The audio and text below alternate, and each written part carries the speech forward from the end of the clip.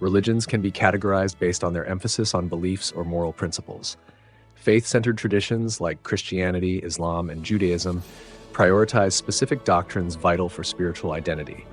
At the same time, morality-focused faiths such as Buddhism, Confucianism, and Jainism emphasize ethical behavior and personal development over rigid beliefs. Hinduism represents a balanced approach, integrating both doctrinal tenets and ethical principles.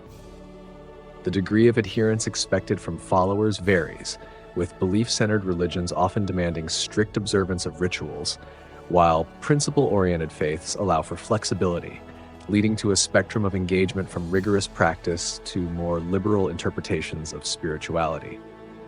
The major challenge lies in dealing with conflicts regarding facts, such as the Earth's shape or evolution. Which should yield? Religion or science? If religion wins, which of the thousands of religions is right? We should gulp down the fact that there was, is, and will be a conflict between science and religion.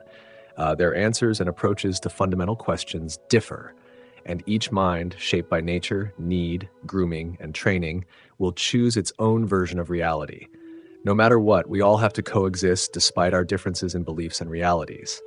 There is no easy solution. Therefore, we shall draw a truce by following some steps with some trade-offs. The initial step is to recognize the potential conflict between religion and science and understand that it does not have to lead to violence or animosity. The second step is to acknowledge that one's personal life, living a life, is separate from one's professional life, making a living. The third step is to feel comfortable stating, "These are my beliefs, and I have no desire to change them."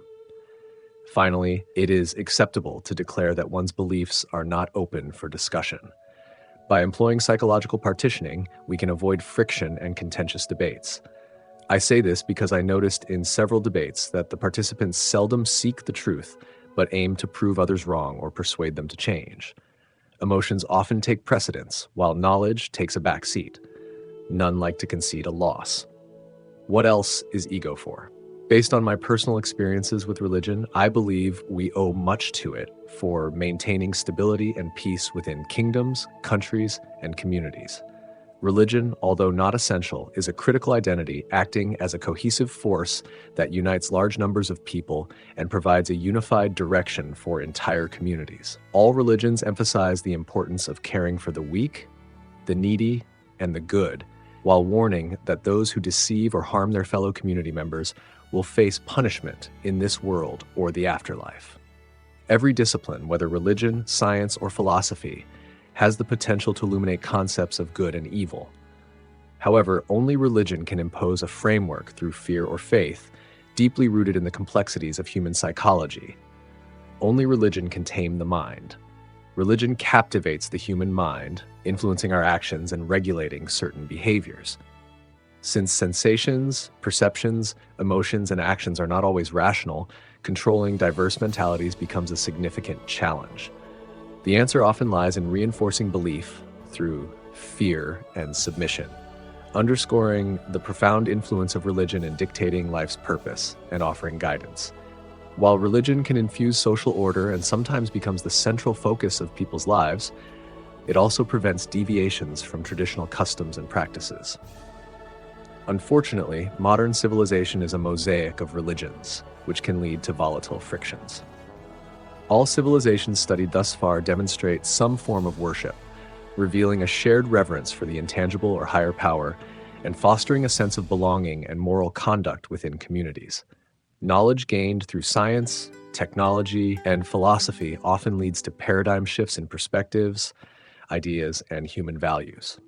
Throughout history, most progress has been made by individuals who dared to think beyond rules and conformity.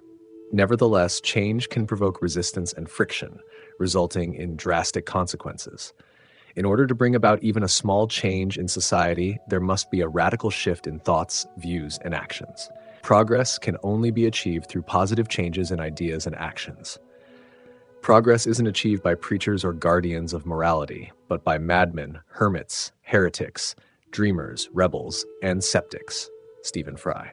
Progress consists not in the increase of truth, but in freeing it from its wrappings. Truth is obtained like gold, not by letting it grow bigger, but by washing off everything that isn't gold. Leo Tolstoy.